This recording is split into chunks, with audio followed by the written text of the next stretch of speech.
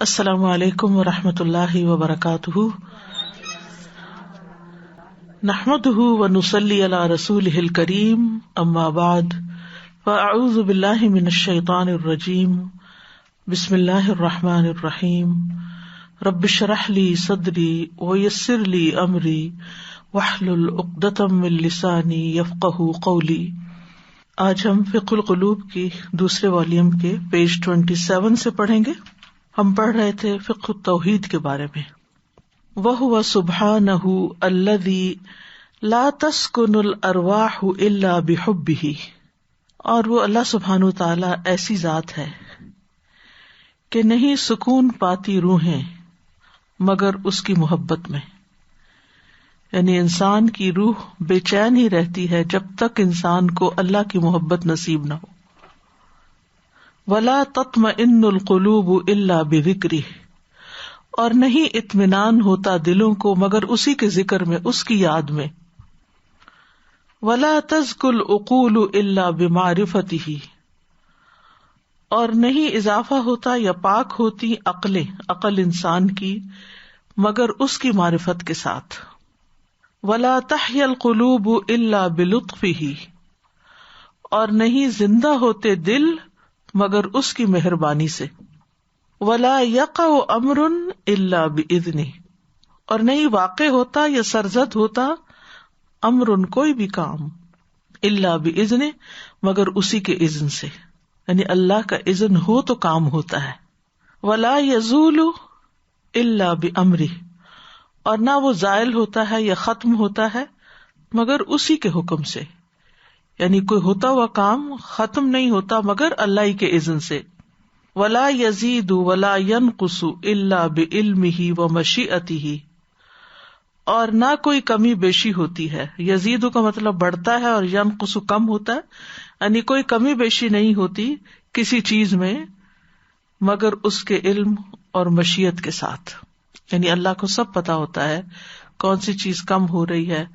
اور جیسے قرآن مجید میں آتا ہے نا کہ ہمیں معلوم ہے جو زمین کی مٹی تمہارے جسم میں سے کم کرتی ہے، یا ایک اور جگہ پر آتا ہے کہ جو مادہ کے رحم جو ہیں کم یا زیادہ کرتے ہیں، یہ سب اللہ کے علم میں ہے۔ وَهُوَ سُبْحَانَهُ الَّذِي لَا يَهْتَدِي ضَالٌّ إِلَّا بِهِدَایَتِهِ، اور وہ اللہ سبحانہ تعالیٰ وہ ہستی ہے کہ نہیں ہدایت پاتا کوئی گمراہ مگر اسی کی ہدایت سے، وہ ہدایت دے تو ہدایت ملتی ہے۔ وَلَا يَسْتَقِيمُ مُعَوَّجٌ إِلَّا بِتَقْوِيمِهِ، اور نہ درست ہوتا ہے کوئی ٹیڑھا مگر اسی کے سیدھا کرنے سے، یعنی کوئی ٹیڑھی چیز سیدھی نہیں ہو سکتی جب تک کہ وہ سیدھا نہ کرے۔ وَلَا يَتَخَلَّصُ مِن مَكْرُوهٍ إِلَّا بِرَحْمَتِهِ، اور نہ خلاصی پاتا ہے یا چھٹکارا پاتا ہے کسی مکروہ چیز سے یا ناپسندیدہ چیز سے، الا برحمتہ مگر اسی کی رحمت کے ساتھ، یعنی اللہ کی رحمت ہوتی ہے تو انسان کی مشکل آسان ہوتی ہے۔ ولا يحفظ شیء الا بکلاءتہ، اور نہ حفاظت پاتی ہے کوئی چیز مگر اسی کی حفاظت سے۔ کل من یکلؤکم باللیل والنہار، قرآن میں آتا ہے یکلؤ کا لفظ، اسی سے یہ کلاء ہے، حفاظت کرتا ہے تمہاری۔ وَلَا يَحْصُلُ شَيْءٌ إِلَّا بِإِذْنِهِ، اور نہیں حاصل ہوتی کوئی بھی چیز مگر اس کے اذن سے۔ وَلَا يَفْتَتِحُ أَمْرٌ إِلَّا بِإِسْمِهِ، اور نہیں شروع ہوتا، نہیں در کھلتا کسی چیز کا، کسی کام کا مگر اسی کے نام سے۔ وَلَا يَتِمُّ شَيْءٌ إِلَّا بِحَمْدِهِ، اور نہ مکمل ہوتی ہے کوئی چیز مگر اسی کی حمد کے ساتھ، یعنی اول و آخر اسی کا نام ہے۔ وَهُوَ سُبْحَانَهُ الَّذِي لَا يُدْرَكُ مَحْبُوبٌ إِلَّا بِتَيْسِيرِهِ، اور وہ اللہ سبحانہ تعالیٰ وہ ذات ہے کہ نہیں حاصل کی جا سکتی کوئی پسندیدہ چیز مگر اس کے آسان کرنے سے۔ وَلَا تَنَالُ سَعَادَةٌ إِلَّا بِطَاعَتِهِ، اور نہیں حاصل ہوتی کوئی خوش نصیبی مگر اسی کی اطاعت سے۔ الذی وسع کل شیء رحمتا وعلما، وہ جس نے ہر چیز کو رحمت اور علم کے ساتھ گھیرا ہوا ہے۔ وَأَوْسَعَ كُلَّ مَخْلُوقٍ فَضْلًا وَبِرًّا، اور اس نے گھیر رکھا ہے ساری مخلوق کو فضل اور مہربانی کے ساتھ، یعنی ساری مخلوق پر اسی کا فضل ہے اور اسی کی مہربانی ہے. وَهُوَ سُبْحَانَهُ الرَّبُّ الْحَقُّ، اور وہ اللہ سبحانہ وتعالی ہی رب حقیقی ہے یا برحق رب ہے. الالہ الحق، برحق الہ، معبود برحق. الملک الحق، حقیقی بادشاہ. المتفرد بالکمال المطلق، المتفرد فرد سے ہے، اکیلا، اکیلا کمال کے ساتھ، مطلق کمپلیٹ ایبسولوٹ مکمل، یعنی مکمل طور پر کامل ہونے کے ساتھ وہی اکیلا ہے. من کل الوجوہ، ہر اعتبار سے. المتفرد بالجلال المطلق من کل الوجوہ، ہر اعتبار سے کامل جلال والا ہے اور اکیلا ہے، یعنی اکیلا وہی کامل بزرگی والا ہے، جلال والا ہے ہر اعتبار سے. المتوحد بالجمال المطلق، وہ اکیلا ہے جمال میں جو مکمل جمال یا خوبصورتی ہے. من کل الوجوہ، ہر اعتبار سے. المبرأ من النقائص والعیوب من کل الوجوہ، وہ پاک ہے نقص اور عیب سے ہر اعتبار سے، یعنی ہر طرح سے وہ ہر قسم کی کمی، نقص اور عیب سے پاک ہے. لا يبلغ المثنون وان استوعبوا جميع الاوقات بكل انواع الثناء ثناء علیہ. لا يبلغ، نہیں پہنچ سکتے، المثنون ثنا کرنے والے، تعریف کرنے والے، وان استوعبوا، اگرچہ وہ احاطہ کر لیں، جمیع الاوقات، سارے اوقات کا، یعنی سارا وقت بھی وہ اللہ کی ثنا اور حمد بیان کرتے رہیں تو حق ادا نہیں کر سکتے. بکل انواع الثناء، ثنا کی ہر قسم کے ساتھ، ثناء علیہ، اس پر ثنا کرتے ہوئے. یعنی اگر اللہ سبحانہ تعالی کی تعریف ہر اعتبار سے سارے تعریف کرنے والے سارا وقت کرتے رہے تو بھی اس کی تعریف کا حق ادا نہیں ہو سکتا.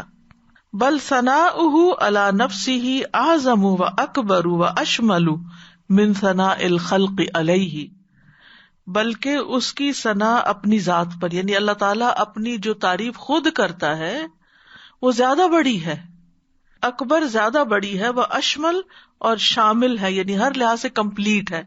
من ثناء الخلق علیہ، اس سے جو مخلوق اس کی تعریف کرتی. اور اگر ہم دیکھیں تو جس وقت ہم اللہ کی تعریف بیان کرنے لگتے ہیں تو ہمارے پاس تو لفظ ہی ختم ہو جاتے ہیں.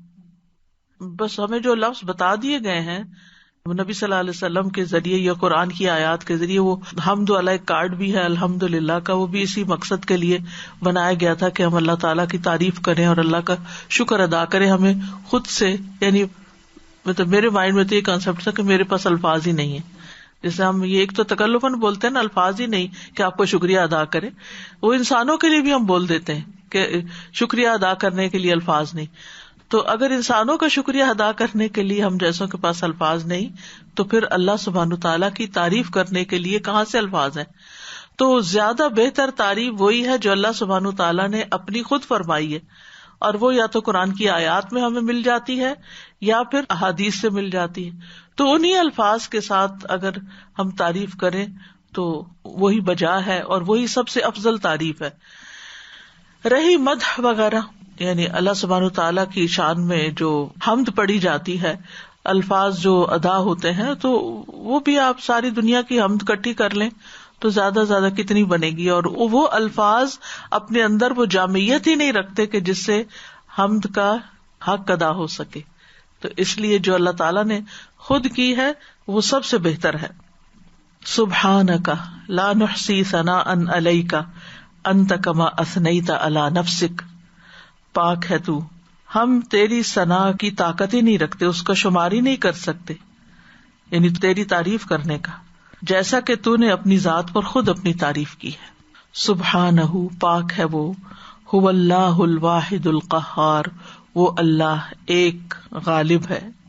سبحانہ، وہ پاک ہے. کس سے پاک ہے؟ ہر شریک کے شرک سے، ہر نقص اور عیب سے، یعنی کسی بھی قسم کی جو ناقابل تعریف چیز ہے اس سے پاک ہے. هو اللہ، وہ اللہ ہے، وہی الواحد جو ایک ہے، القہار جو غالب ہے. الواحد القہار، یہ اللہ تعالیٰ کی یہ جو دو نام ہیں یہ ہمیشہ اکٹھے آتے ہیں. جیسے قرآن مجید میں قہار کا لفظ 6 بار آیا اور 6 کی 6 بار ساتھ الواحد کا لفظ آیا، یعنی جس کا مطلب یہ کہ اس بات پہ سٹریس ڈالا گیا ہے کہ صرف ایک اکیلا اللہ غالب ہے، قاہر ہے. قاہر کی صفت الگ بھی آتی ہے لیکن قہار مبالغے کی صفت ہے، یہ اللہ تعالیٰ کا نام بھی ہے.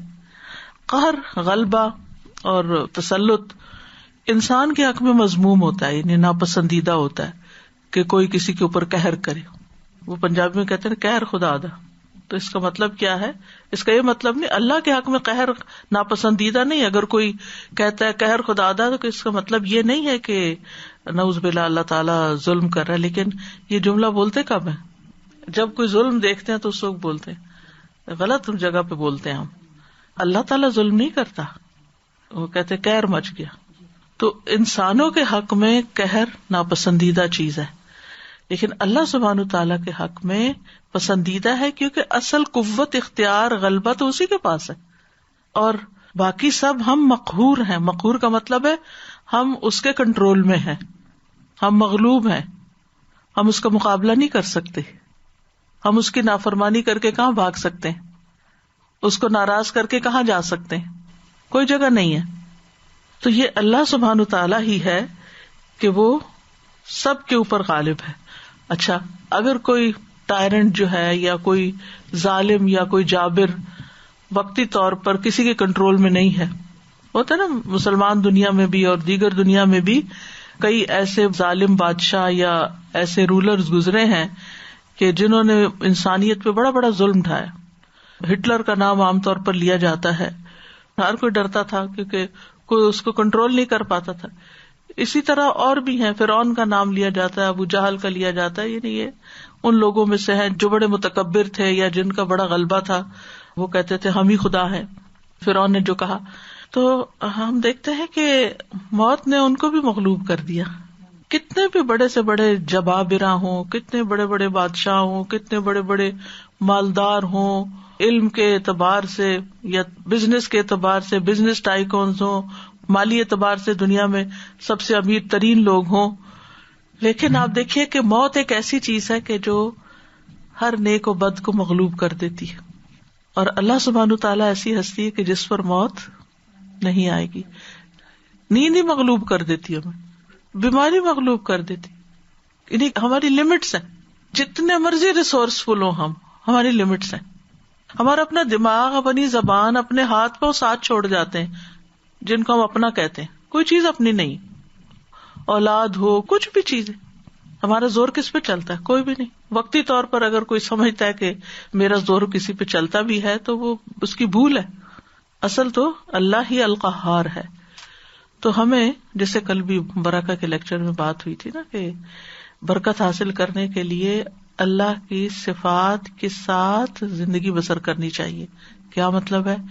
کہ انسان جو بھی کوئی کام کر رہا ہو تو اس وقت اللہ تعالیٰ کی جو یاد آئے، اس میں اس کی کوئی نہ کوئی صفت یاد آئے کہ وہ کون ہے. یعنی جب اپنی کمزوری اور بے بسی یاد آئے تو پھر اللہ کا القاہر ہونا، القہار ہونا یاد آئے کہ وہ قہار ہے، حکم اسی کا ہے. جیسے آگے بھی آئے گا الا لہ الخلق والامر، ہر چیز اس نے پیدا کی ہے، ہر چیز اس کی ملکیت ہے، وہ مالک ہے، وہ بادشاہ ہے، ہم تو کچھ بھی نہیں. تو پھر گھمنڈ کس چیز کا، تکبر کس چیز کا، یہ جو بڑا بننے کا شوق کس چیز کا؟ ہم بڑے ہیں ہی نہیں. بڑائی تو ساری اللہ ہی کے لیے ہے اور سارے جھگڑے ہی اس کے ہوتے ہیں. گھروں میں دیکھ لیں، حکومتوں میں دیکھ لیں، دنیا میں جہاں جہاں فساد ہے تو آپ دیکھیں کہ بنیاد یہی ہے. تو یہاں پر سبحانہ هو اللہ الواحد القہار. اصل میں یہ آیت کا ایک حصہ انہوں نے دیا. آیت شروع ہوتی ہے یہ سورۃ الزمر کی، لو اراد اللہ ان یتخذ ولدا لاصطفى مما یخلق ما یشاء سبحانہ هو اللہ الواحد القہار. تو جو ایک ہوتا ہے اس کا تو بچہ نہیں ہوتا نا، یعنی الواحد ہے، تو جو الواحد ہے اس کی اولاد کیسے ہو سکتی؟ واحد کی اولاد نہیں ہوتی. اولاد کے لیے جوڑا ہونا ضروری ہے. وَلَمْ يَكُنْ لَهُ كُفُوًا أَحَدٌ, اس کے برابر کوئی ہے نہیں تو اس کی اولاد بھی کوئی نہیں. یعنی یہ اصل میں رد کیا جا رہا ہے مشرکین کے قول پر کہ جب وہ کہتے ہیں کہ اللہ نے اولاد اختیار کرے, یعنی ان کا جواب دیا جا رہا لو اراد اللہ ان یتخذ ولدا لاصطفى مما يخلق ما يشاء, تو کہیں سے بھی کچھ بھی اختیار کر لیتا, چن لیتا. سبحانہ هو اللہ الواحد القہار.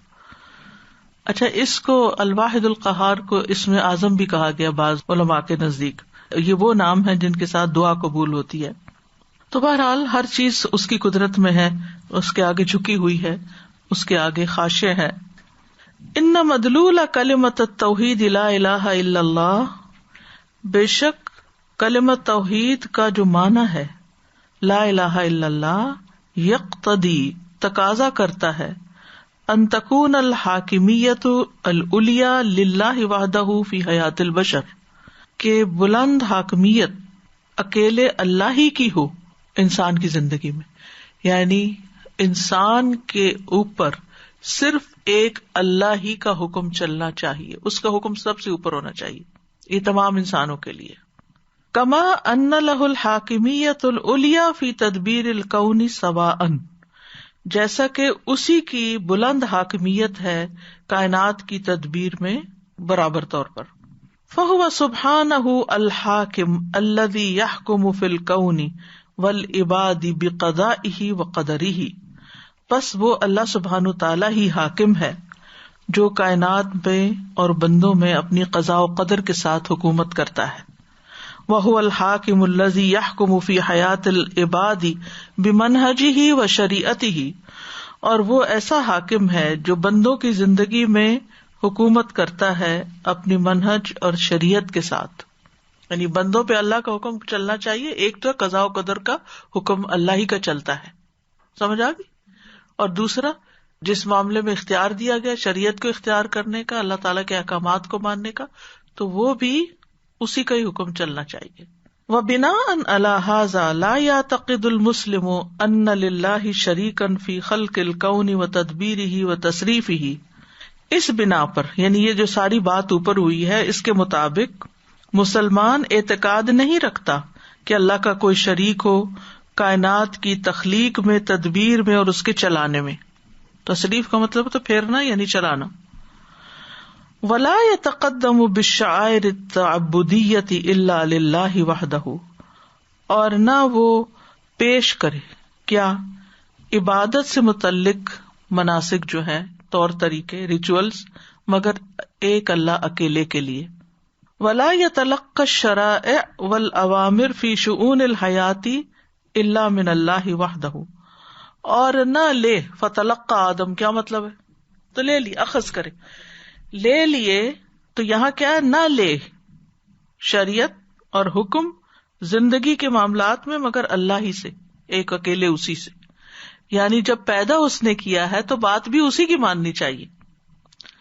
ولا یسمح لطاغوت من العبید, اور بندوں میں سے کسی طاغوت کسی ٹائرنٹ کو اجازت نہ دے ان یشرع, کہ وہ فیصلہ دے, او یحکم یا حکم چلائے, فی شیء کسی چیز میں, من ھذا کلہ ان تمام امور میں, مع اللہ اللہ کے ساتھ. یعنی اللہ تعالی کے حکم کے علاوہ کسی اور کا حکم نہ ہو, چاہے وہ انسان کے گھر میں کوئی ہو یا باہر ہو. انسان کے اوپر سب سے بڑا حق اللہ ہی کا ہے.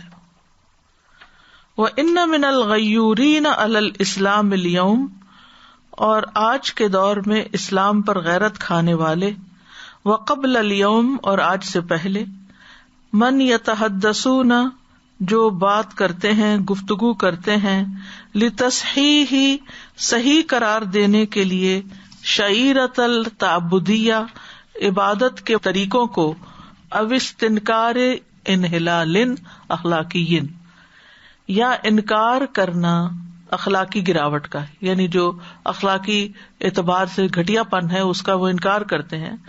او مخالفت من المخالفات, یا اللہ تعالی کے حکم کی مخالفت کا کسی بھی قسم کی. وہذا واجب, اور یہ لازم ہے. ومن قام به مأجور, اور جو اس چیز کو لے کے کھڑا ہو یا یہ جو اس چیز کا دعویٰ کرے وہ اجر پائے گا.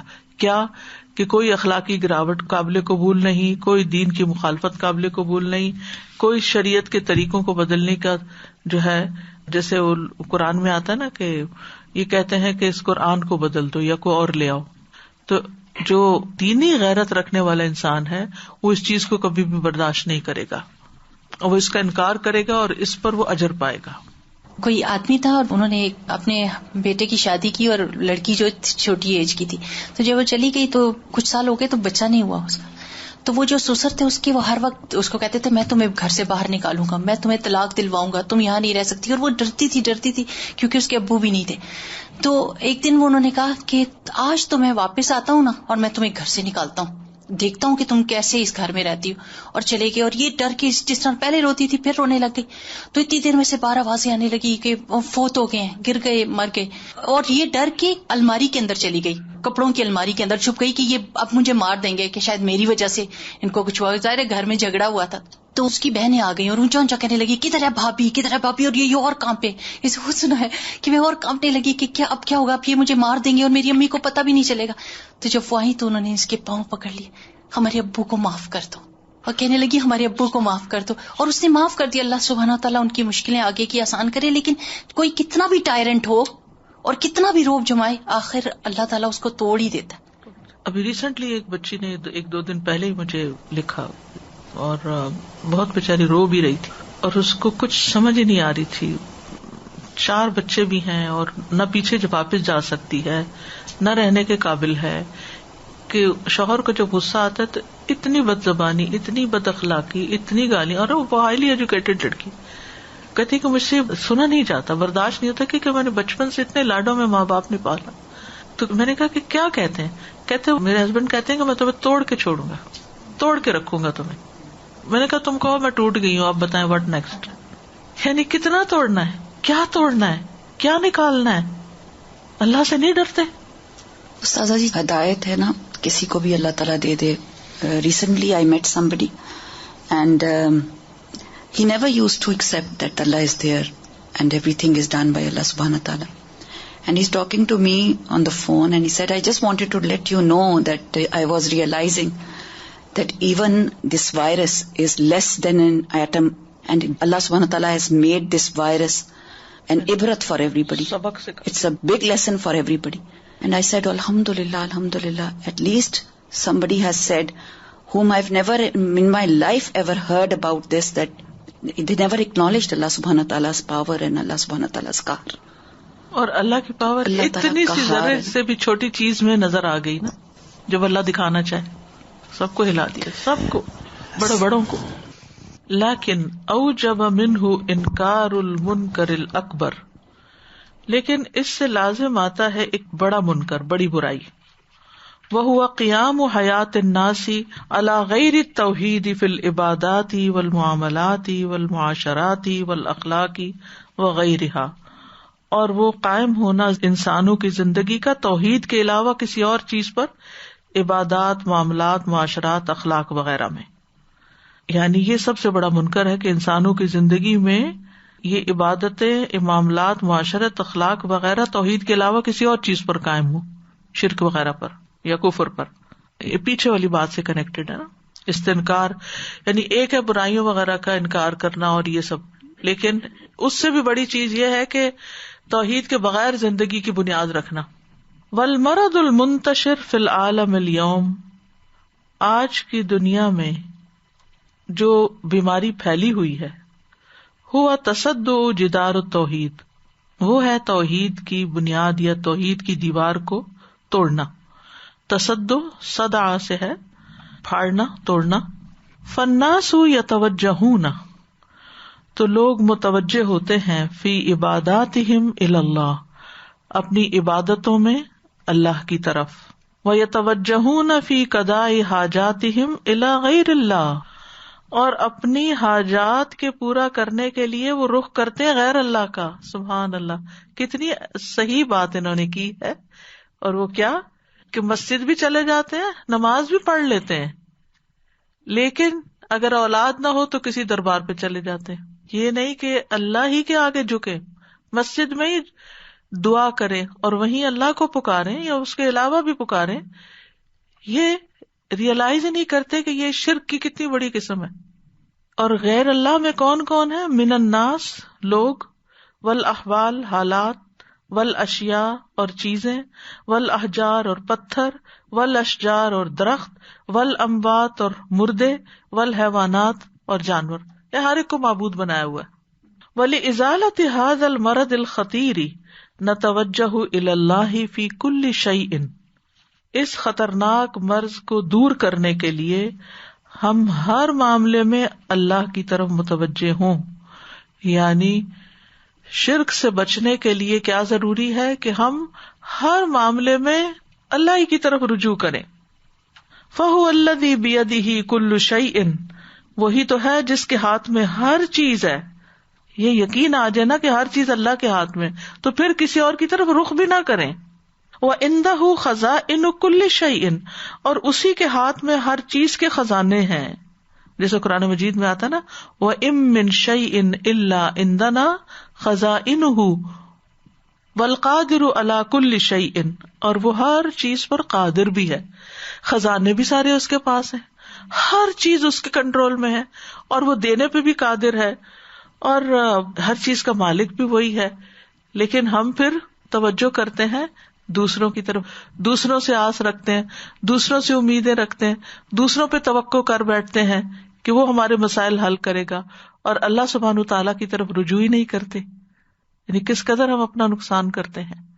یعنی جس کے پاس سب کچھ ہے اس کے پاس نہیں جاتے. اب کوئی بھی چھوٹا مسئلہ ہو یا بڑا مسئلہ ہو، صحابہ جوتے کا تسمہ بھی ٹوٹتا تھا تو اللہ تعالیٰ سے کیوں مانگتے تھے؟ پہلے کوئی مسئلہ، چھوٹے سے چھوٹا، بڑے سے بڑا، ہر ایک میں ہمارا پہلا کام یہ ہونا چاہیے کہ ہم اللہ کی طرف رجوع کریں. اسی لیے ہمیں ہر موقع کی دعائیں سکھائی گئی. کوئی فوت ہو جائے تو کیا کریں، کوئی بیماری ہو تو کیا کریں، یعنی ہر موقع پر اللہ ہی کو یاد رکھیں. یہ ہے توحید. مثلاً آپ بیمار ہیں، کوئی بھی بیماری، سر دردی ہو گیا، ہم سب اپنا جائزہ لیں. ہم کیا کرتے ہیں سب سے پہلے؟ اچھا پیناڈول لے لوں، دوائی ڈھونڈنی شروع کر. بھائی پہلے اللہ سے ذرا دعا تو کر لیں، ہو شافی تو کہہ لیں کہ اللہ تو ہی شفا دے گا.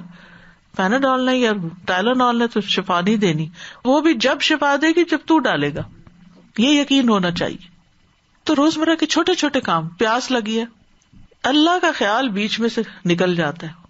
اچھا چلے کوئی نہیں، پانی اللہ نے پیدا کیا، پانی لیا، بسم اللہ کے بغیر پینا شروع کر دیں گے، الٹے ہاتھ سے پینا شروع کر دیں گے، کھڑے کھڑے پینا شروع کر دیں گے، پی کے الحمدللہ بھی نہیں کہیں گے. اس کے برعکس جو شخص بسم اللہ سے شروع کرتا ہے اور الحمدللہ پہ اینڈ کرتا ہے، ایک گھونٹ پر بھی، تو حدیث میں آتا ہے اللہ تعالیٰ سے راضی ہو جاتا ہے. ہم ہر وقت پریشان رہتے ہیں اللہ کو کیسے راضی کریں، لیکن اللہ تو اتنے پہ بھی راضی ہو جاتا ہے کہ ہم پانی پی کے الحمدللہ کہتے. کتنی طاقت لگ جائے گی ہماری؟ کوئی طاقت نہیں لگتی، لیکن ہمیں یاد رہے تو. غافل ہے نا، غفلت میں جیتے ہیں. ہم کہتے ہیں آپ کہہ رہے غفلت میں جیتے ہیں، ہم تو نمازیں بھی پڑھتے ہیں، ہم تو قرآن کی تلاوت بھی کرتے ہیں، ہم تو درس پہ بھی جاتے ہیں، ہم کہاں سے غافل؟ یہ نہیں ہے صرف ذکر کہ کوئی آپ کو بلا لے حی علی الصلاۃ حی علی الفلاح کہہ کے آپ نماز پڑھ لیں، کوئی آپ کو درس پہ بلا لے تو آپ درس اٹینڈ کر لیں، کوئی مشکل آ جائے تو آپ اس وقت کوئی دعائیں شعائیں کر لیں. اصل عبادت کیا ہے، اصل عبد ہونا کیا ہے کہ ہر حال میں اس کو یاد کرتے رہیں، ہر موقع پر، عام روزمرہ زندگی کی چھوٹی چھوٹی چیزوں میں. جیسے انسان کو جس سے محبت ہوتی ہے نا تو اس کی یادوں میں کھو جاتا ہے. تو جب ہمیں اللہ سے محبت ہوگی تو ہم اللہ کی یاد میں حاضر رہیں گے، ہوش میں رہیں گے، پا لیں گے. نہیں ہو سکا ہمارے دل میں رہے گا کہ یہ بھی اس کی رحمت سے ہوا، یہ اس کے فضل سے ہوا، یہ اس کے کرنے سے ہوا، یہ اس کی توفیق سے ہوا. مطلب ہر وقت ہمارے منہ پہ، ہماری زبان پہ، ہمارے دل میں کوئی نہ کوئی ایسی چیز آتی رہے گی کہ جس کی وجہ سے ہم پھر خوش بھی رہیں گے. جب ہم کبھی خود کو کریڈٹ دیتے ہیں، کبھی کسی کو کریڈٹ دیتے ہیں، بس اسی تانے بانے میں کھوئے رہتے ہیں، اور پھر اس میں سے کوئی دھاگا ٹوٹ جاتا ہے تو پھر ڈپریس ہو جاتے ہیں. ہر چیز میں اسی کی یاد، تو خود بخود دل مطمئن ہونا شروع ہو جائیں گے. نتوجہ الی اللہ وحدہ لقضاء حوائجنا، ہم متوجہ ہوں اللہ اکیلے کی طرف اپنی حاجتیں پوری کرنے کے لیے، فی جمیع الاحوال، ہر طرح کے حالات میں، واللہ بیدہ خزائن الاموال، اللہ سبحانہ تعالیٰ کے ہاتھ میں سارے مالوں کے خزانے ہیں، وبیدہ تغییر الاحوال، اور اسی کے ہاتھ میں حالات کی تبدیلی ہے، حالات وہی تبدیل کرتا ہے. کبھی ہم اپنے حالات سے تنگ ہو جاتے ہیں نا، تو پھر سوچتے ہیں یہ تبدیل کر دے، وہ مدد کر دے، آنکھیں بند کریں تو کوئی سولوشن سامنے آ جائے. نہیں، اللہ ہے نا، پکارے اس کو، وہ بدل دے گا حالات، کیونکہ اس کے ہاتھ میں، اس کا اذن ہوگا تو لمحہ بھی نہیں دور. ولا ننظر الی احوالنا مہما کانت شدیدہ، اپنے حالات کو مت دیکھیں چاہے کتنے بھی مشکل ہوں، کتنے بھی شدید ہوں. فاللہ علی کل شیء قدیر، اللہ ہر چیز پہ قادر ہے. اپنی طاقت کو نہ دیکھو، اپنی صلاحیت کو، اپنے مال کو نہ دیکھو، اس پہ ڈپینڈ نہ کرو، اللہ کی طاقت کو دیکھو کہ وہ کیا کر سکتا ہے. الا لہ الخلق والامر تبارک اللہ رب العالمین، خبردار اسی کی ہے ایجاد، مخلوق، اور حکم بھی اسی کا ہے، بہت بلند ہے، بڑا ہے اللہ جو رب ہے سارے جہانوں کا. ہر چیز کو پیدا بھی اللہ نے کیا، ہر چیز پہ حکم بھی اللہ کا چل رہا ہے. مجھے بھی اللہ نے پیدا کیا اور مجھ پر حکم بھی اللہ ہی کا چلنا چاہیے. تبارک اللہ، تبارک کا کیا مطلب ہے؟ بہت بابرکت ہے، بہت بڑا ہے، بہت بلند ہے، اس کے انعامات، اس کے احسانات بہت زیادہ ہے. وہ اپنی ذات میں بھی بڑا ہے، اپنے علاوہ اوروں پر بھی بڑا ہے، بلند ہے. اور جیسا کہ وہ کل بھی میں نے حدیث بتائی تھی برکت کے باب میں، کہ برکت اللہ ہی کی طرف سے ہے. تبارک اللہ یعنی برکت کا سورس اللہ کی ذات ہے، وہ مبارک ہے. مبارک کہتے ہیں برکت دینے والا، اور مبارک کہتے ہیں جس پر برکتیں نازل ہوں. تو ہم بعض اوقات عید مبارک کہتے ہیں، لا حول ولا قوت الا باللہ. عید تھوڑی برکت دیتی ہے، عید مبارک کہنا چاہیے، رک نہیں. ٹھیک ہے، مفاعل، مفاعل، مفاعل جو ہے فاعل کا صیغہ، مفاعل مفعول ہے. تو ہم اپنی لا علمی جہالت کی وجہ سے غلط لفظ بولتے رہتے ہیں اور انجانے میں شرک کرتے رہتے ہیں. برکت بھی رزق کی طرح، صحت کی طرح، مال کی طرح اللہ کے احسانات میں سے ایک احسان ہے بندوں پر. تو جیسے رزق کون دیتا ہے؟ اللہ. اولاد کون دیتا ہے؟ اللہ. صحت کون دیتا ہے؟ اللہ. یہ سب کچھ اللہ دیتا ہے. تو برکت کون دیتا ہے؟ وہ بھی اللہ دیتا ہے، انسان نہیں دیتے. والبرکۃ بید اللہ. یہ جملہ بولا تھا آپ صلی اللہ علیہ وسلم نے اس موقع پر جب وہ واقعہ بھی میں نے سنایا تھا آپ کو، کہ جب کہیں جا رہے تھے لوگ اور پانی ختم ہو گیا تو آپ نے فرمایا میرے لیے کہیں سے تھوڑا سا پانی ڈھونڈ کے لے آؤ. پانی تھوڑا سا تھا تو آپ نے اس میں ہاتھ رکھ دیا تو آپ کی جیسے انگلیوں سے پانی گش کر کے نکلنے لگا.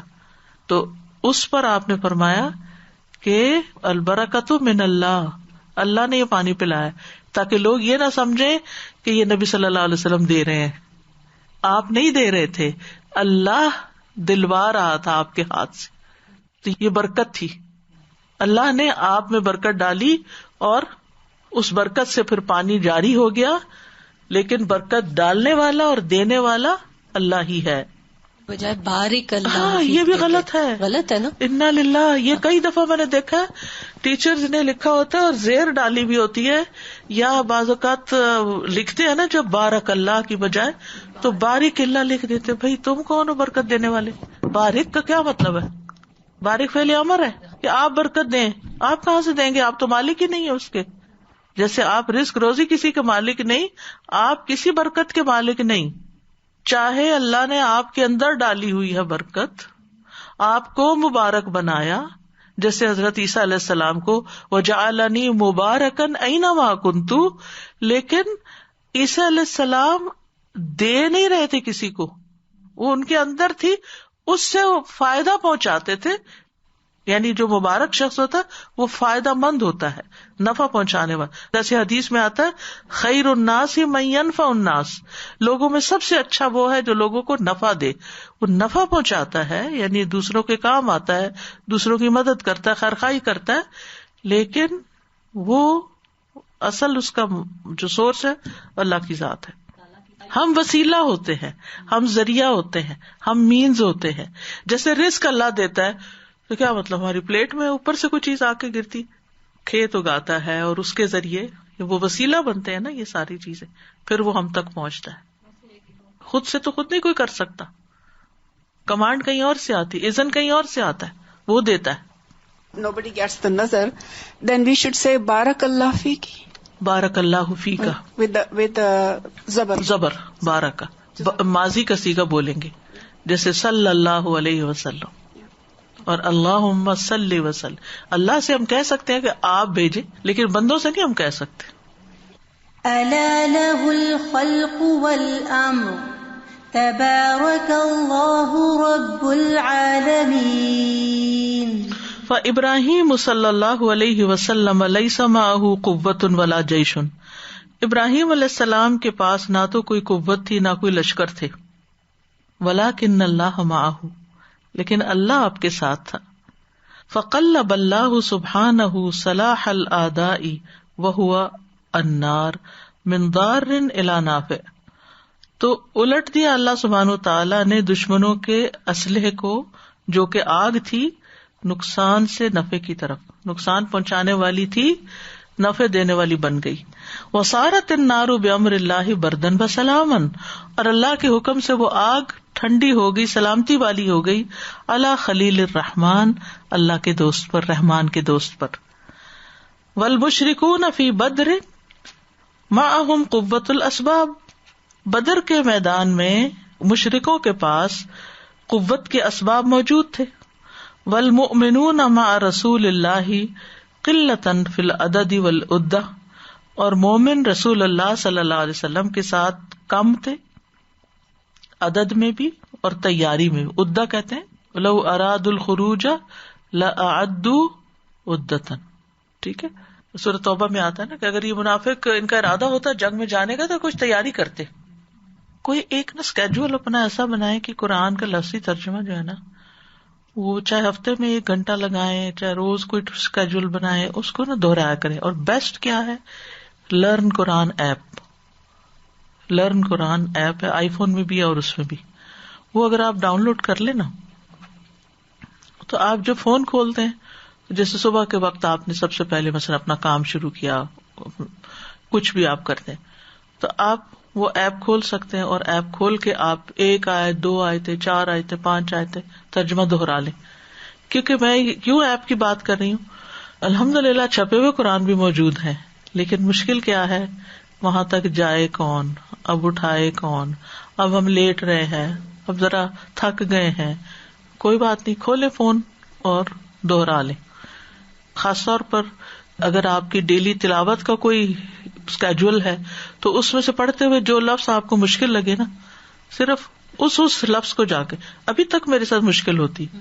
ابھی ریسنٹلی میں نے سورۃ محمد پڑھائی اور میرے مائنڈ سے فیحفکم کا لفظ کا مطلب اڑ گیا. بھائی کیا تھا, روٹ کے ساتھ لفظ کو ریلیٹ نہیں کر پا رہی. عام طور پر یہ ہوتا ہے کوئی لفظ آتا ہے نا, اگر ایگزیکٹ میننگ نہ ہے تو اس کا ریلیٹڈ لفظ سے مطلب نکال کے اس کو سیغے کے اوپر چڑھا کے فٹ کر لیتے ہیں, کوئی مسئلہ نہیں ہوتا. لیکن اس کا کیا کروں تو پھر میں نے وہی ایپ کھول کے اور جلدی سے دیکھا فیحفکم, پھر وہ اصرار کرے تم پر, تو ذرا تھوڑا الگ سا لفظ ہے نا.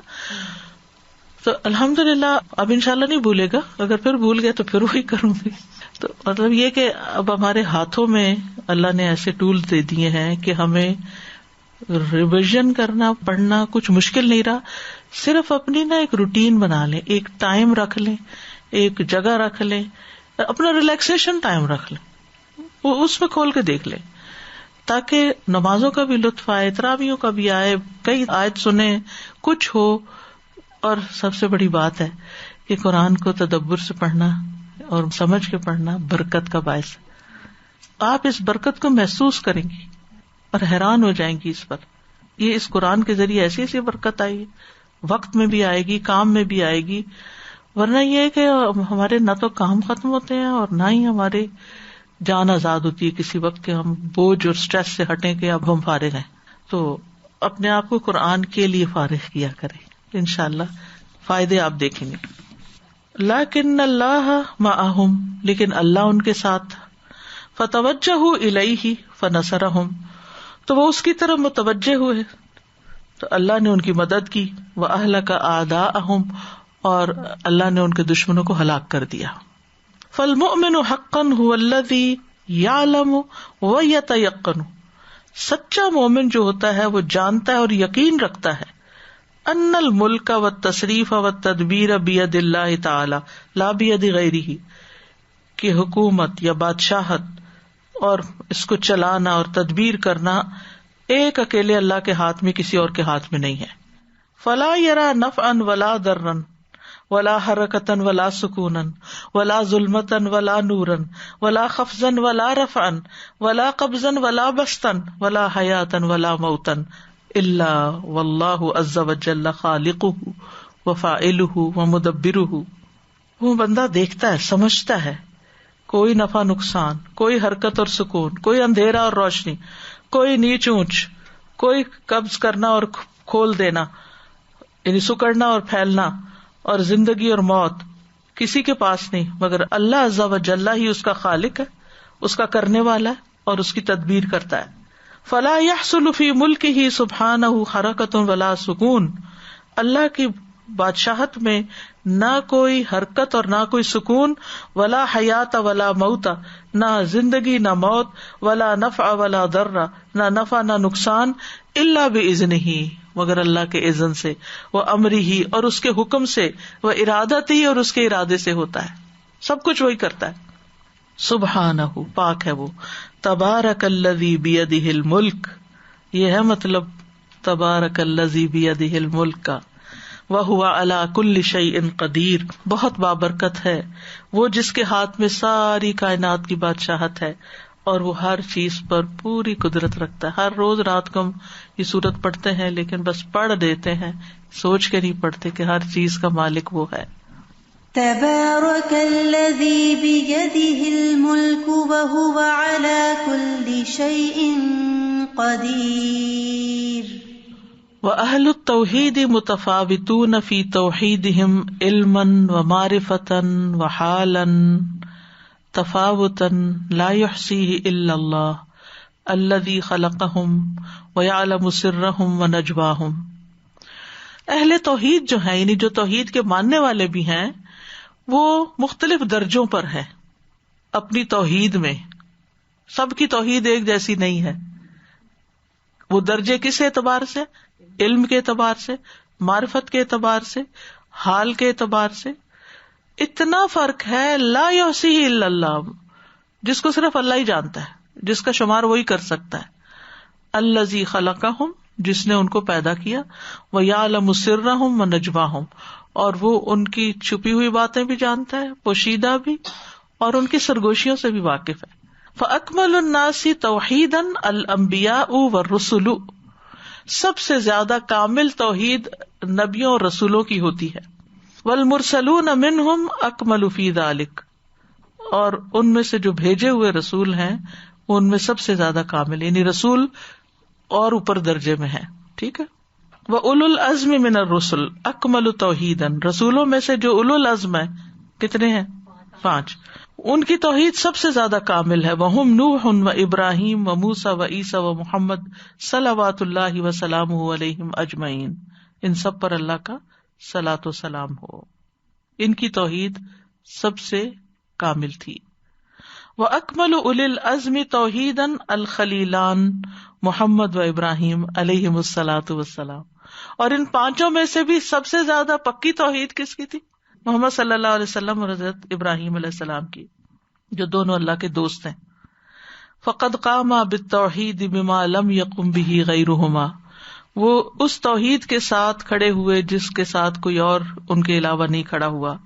علما ومعرفتا, جاننے کے اعتبار سے, معرفت کے اعتبار سے, وحالا وجہادا, حال کے اعتبار سے اور کوشش کے اعتبار سے, ودعوتا للخلق الی ربہم, اور مخلوق کو اپنے رب کی طرف بلانے یا دعوت دینے کے اعتبار سے. فلا توحید اکمل من الذی قامت بہ الرسل ودعوا الیہ، کوئی توحید کامل نہیں ہو سکتی جس کے ساتھ رسول بھیجے گئے اور انہوں نے اس کی طرف دعوت دی، یعنی ان سے بڑھ کر. ولا توحید اکمل من الذی قامت بہ الرسل، رسولوں کی لائی ہوئی توحید سے بڑھ کر کسی کی توحید کامل نہیں ہو سکتی. اور جس کی طرف انہوں نے بلایا، وجاہد الامم، اور انہوں نے محنت کی امتوں کے ساتھ، من اجلہ، اسی کی خاطر، وصبروا علی ابلاغہ، اور اس کو پہنچانے میں صبر سے کام لیا. ولہذا امر اللہ نبیہ صلی اللہ علیہ وسلم، اسی لیے اللہ سبحانہ تعالیٰ نے اپنے نبی صلی اللہ علیہ وسلم کو حکم دیا، ان یقتدی بہم، کہ وہ ان کی اقتداء کریں، پیروی کریں، فیہ، اس معاملے میں، کما قال سبحانہ، جیسا کہ اللہ تعالیٰ کا فرمان ہے، اولئک الذین ھدی اللہ، یہ ہیں وہ لوگ جن کو اللہ نے ہدایت دی، فبہداہ مقتدی، تو انہی کی ہدایت کے ساتھ آپ ان کی پیروی کریں. اصل میں اس آیت کے بھی پیچھے کچھ ہسٹری ہے کہ جب مشرکین نے کہا کہ لست مرسلا، آپ تو رسول نہیں ہیں، تو اس وقت جواب دیا گیا کہ نہیں، آپ بھی ان رسولوں کے ہی طریقے پر ہیں. اور یہاں ایک بات یہ بھی یاد رکھیے کہ پچھلی شریعتیں اگر ہماری شریعت کے موافق ہوں تو وہ چیز ہم لے لیں گے، لیکن اگر کوئی چیز اس کے اپوزٹ جا رہی ہو تو پھر نہیں لیں گے. لیکن یہ توحید تو سب کی ایک ہی ہے نا.